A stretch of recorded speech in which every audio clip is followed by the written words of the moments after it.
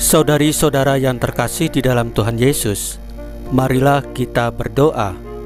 Doa yang diajarkan oleh Tuhan Yesus sendiri.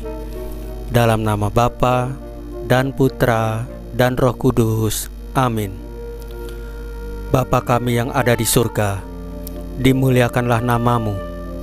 Datanglah kerajaan-Mu, dan jadilah kehendak-Mu di atas bumi seperti di dalam surga. Berilah kami rejeki pada hari ini, dan ampunilah kesalahan kami, seperti kami pun mengampuni yang bersalah kepada kami. Dan janganlah masukkan kami ke dalam pencobaan, tetapi bebaskanlah kami dari yang jahat. Ya Roh Kudus, hadirlah saat ini untuk memimpin dan membimbing kami dalam membaca firman Tuhan Yesus dan merenungkannya, sehingga kami dapat mengerti maknanya dan dapat kami laksanakan dalam hidup kami sehari-hari di tengah masyarakat kami. Pembacaan Injil Lukas bab 12 ayat 49 sampai dengan ayat 53. Hamba dosa.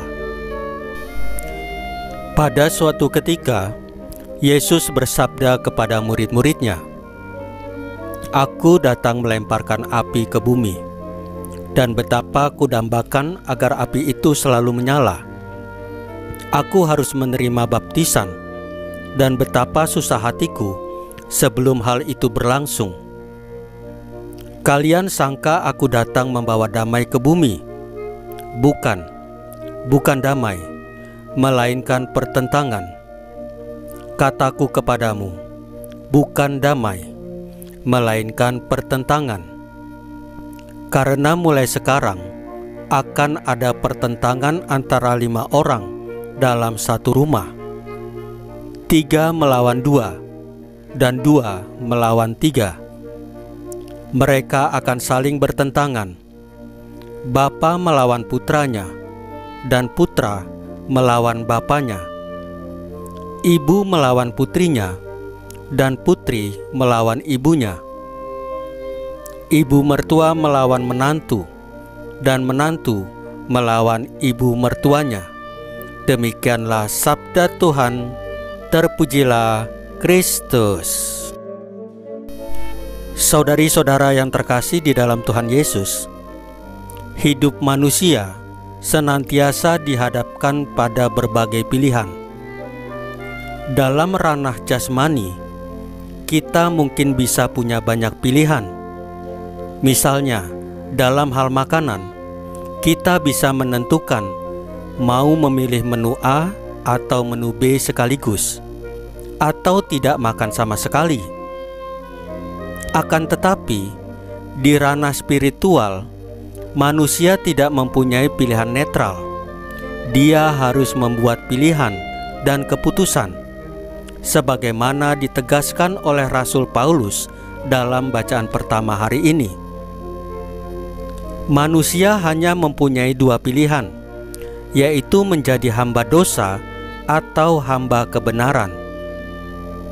Bagi orang-orang yang percaya, Paulus menyatakan bahwa dahulu kita menjadi hamba dosa. Tidak heran jika kita lebih menaati dosa karena kita berada di bawah kuasa dosa. Sebagai hamba dosa, kita terus-menerus diperbudak oleh dosa.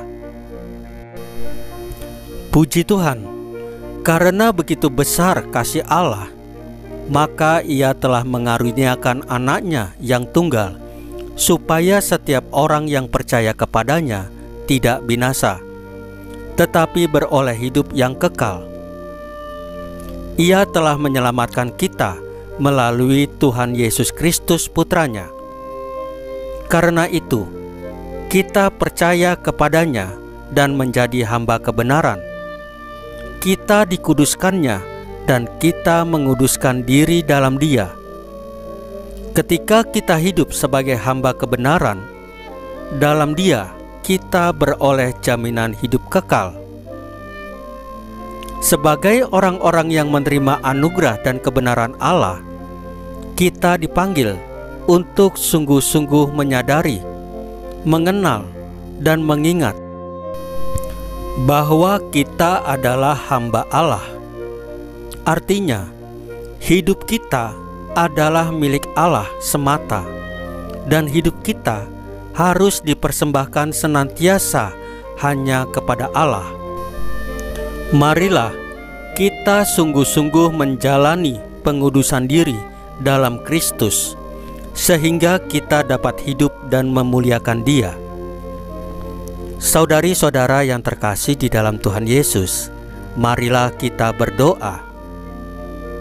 Ya Bapa yang Maha Kudus, tuntunlah kami umat-Mu agar siap dan berjaga-jaga menyongsong kedatangan Putra-Mu di tengah kehidupan kami. Salam Maria, penuh rahmat, Tuhan sertamu. Terpujilah engkau di antara wanita, dan terpujilah buah tubuhmu Yesus.